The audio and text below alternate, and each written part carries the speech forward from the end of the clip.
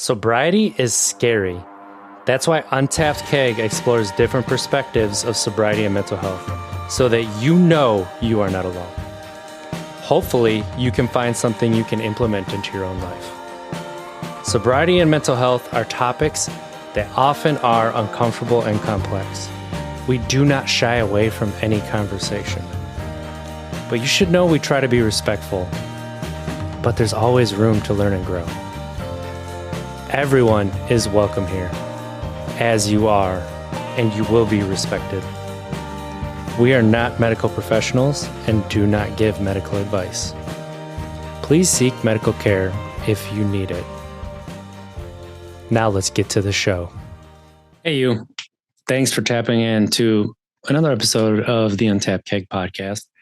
I'm RJ Zimmerman, and here you will find that you're welcome as you are, whether you're sober, looking at getting sober, or just embracing a change when it comes to your relationship with alcohol. As I like to say, you are exploring, right? A different relationship, whether that's completely changing, whether that's cutting everything out, whatever it is.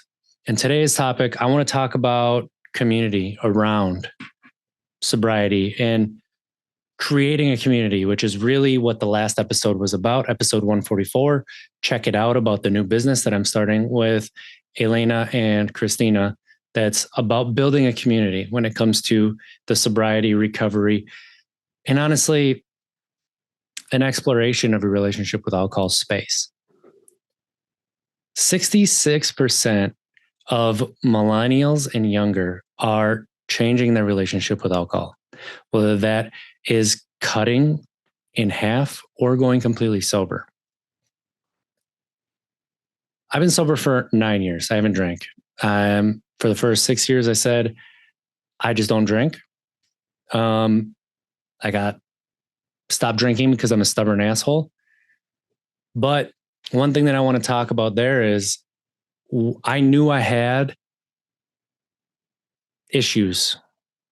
I knew that I had a problem when it came to alcohol and how I drank. I didn't drink every single night. When I did drink, I drank until I blacked out. I didn't stop. I like to say, when I drank all of it. Whatever was around, it didn't matter. I drank all of it. And knowing that I had to change, I had to probably cut alcohol out of my life, I desperately clung on to the fact that I could moderate, that I could drink once a month, once every 3 months. And a big reason for that is I was so scared to cut alcohol out. And that meant that I couldn't go have fun with friends. I couldn't have fun in life. I was cutting out and saying that I have a problem and I'm broken and people won't want to be around me. My life was going to be boring. My life was going to be over. There were things that I could do, but going out at night was not one of them. And even weekends, what am I going to do? What's going to be fun? Losing my friends. They're not going to want to drink with me, or they're not going to want to hang out with me if I'm not drinking. And there were truth in that. There was truth in the follow through, but that kept me drinking for at least a year longer, probably longer, because I didn't want to lose that. I was going to be isolated. How could I go back to the places that I drank and not drink? Face that embarrassment, face that shame. That is still something that I work on to this day. It's been 9 years and I'm still like, can I go to the places that I used to go? I don't know.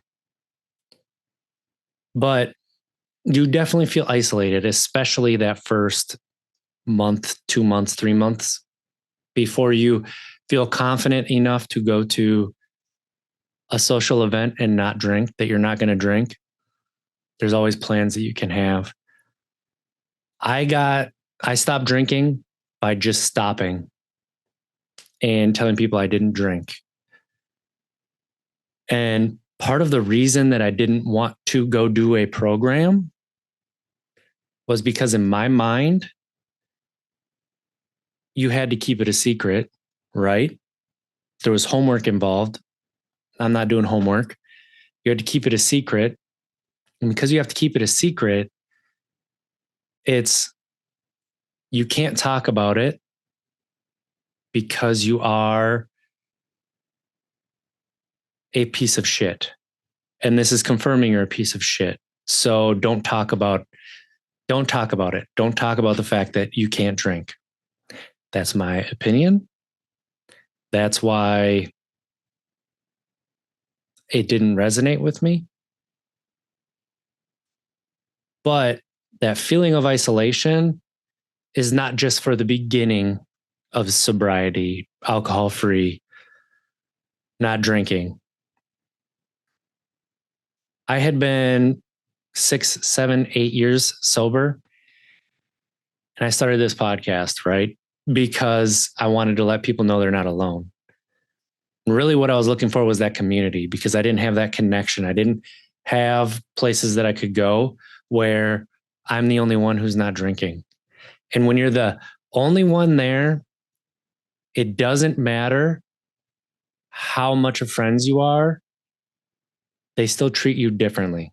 You still feel pushed to the side. And you oftentimes go to the side because you don't want to be noticed.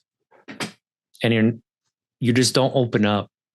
There's not that room for you to be. And so realizing that, especially the past few months, like I want to help create and foster a community where you get to just go do events. And it's a bunch of people that you just being there is enough. Just being there. You don't have to describe why you're not drinking.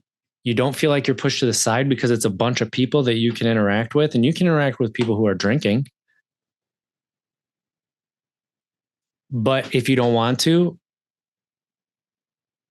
you don't have to explain why.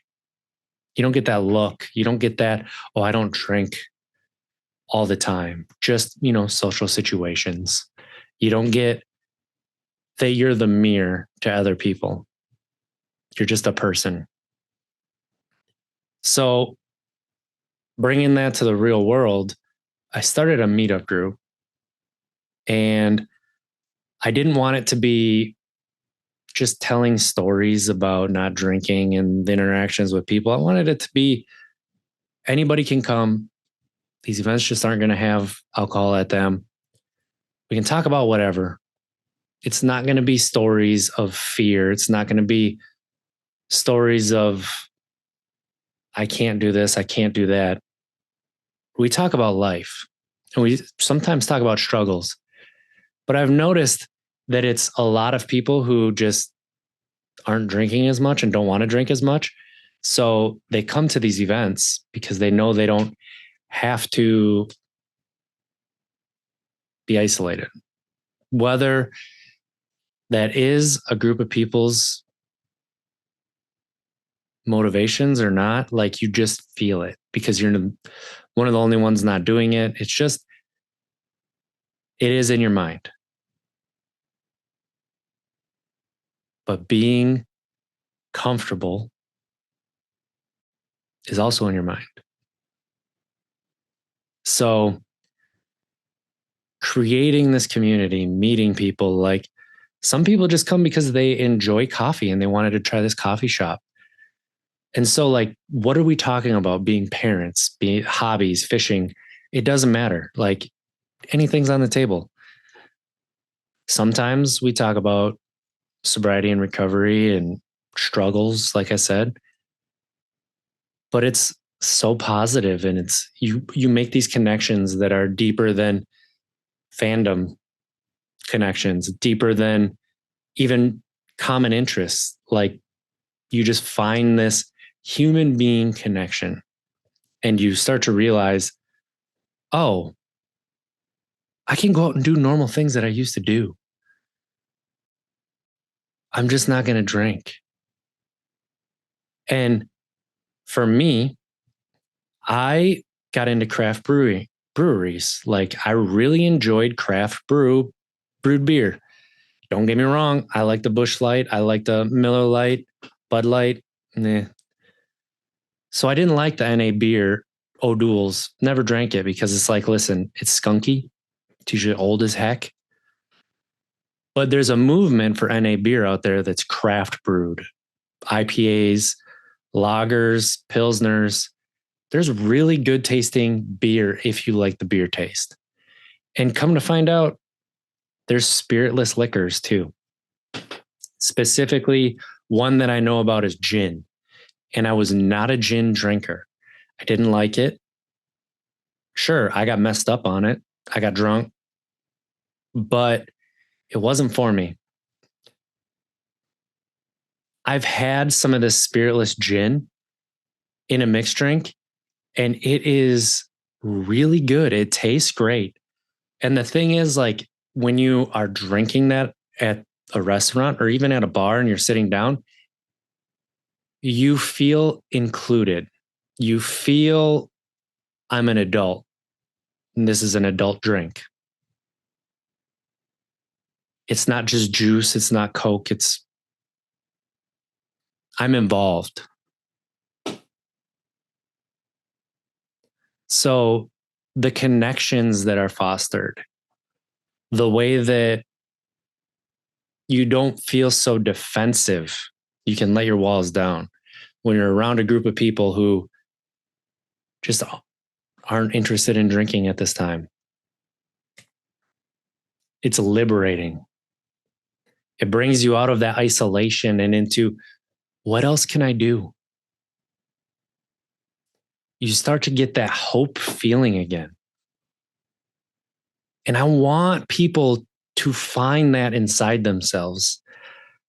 I want to help people find that connection in that community in a tangible way, whether it starts online and goes to in person, or just in person, you all of a sudden you find an event and hey, guess what? There are some NA drinks, or you know what? Here's some really good juices. Here's some really good seltzer water. Let's go stereotypical, right? But it's something different than just water, Coke, sweet tea, and that's it. So, my question for you on this episode, and this is where I could really use some help, share this episode with people, leave a comment on YouTube, leave a comment below, leave a review. Let me know what kept you drinking for longer than you would have liked. Let me know the type of events that you miss from the time you were drinking that you're worried to do. And if a community of people who aren't revolving that event around alcohol, but actually the event itself, if that would help you to get back out there and do that event. What are you missing and what's making you feel isolated? Social media. Go to any social media, Untapped Keg, and send me a DM. All the DMs are open. Send me a DM. Let me know what's the community you're looking for. What's that event that you miss doing so much, but you're scared to go because it might be a trigger and you want people around.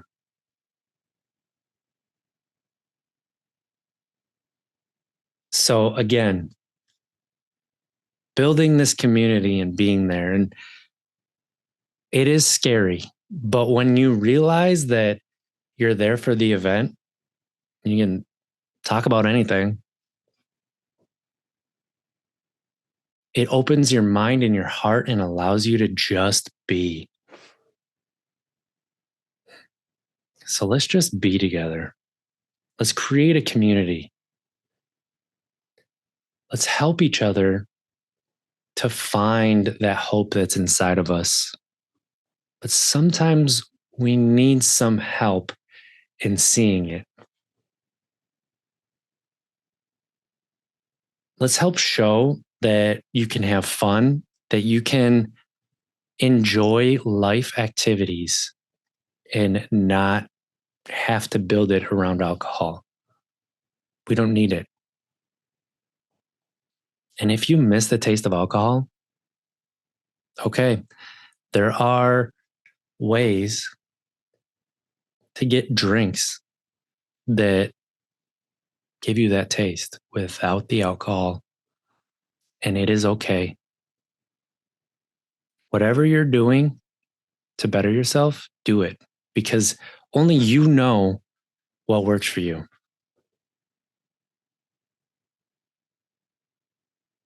And I'm not here to tell you if that's the right way or not.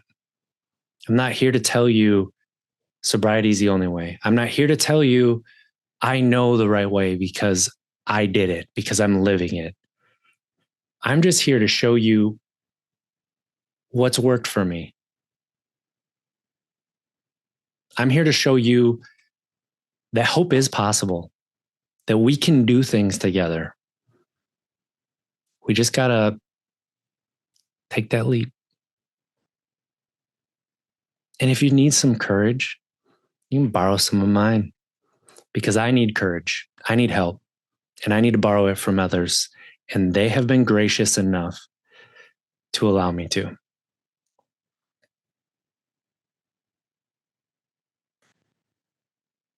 Leave me a 5-star review. Leave us a 5-star review for the podcast. Hit that subscribe. Share this episode with somebody who is looking for community, who you know is scared about that community because it's coming.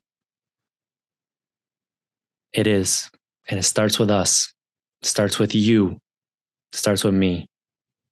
We can do this. Creating a life that we're proud of, a life that we want to be a part of. Let's try to be better tomorrow than we were today. Because at least if we don't make it, we try. I love you. Have a great week.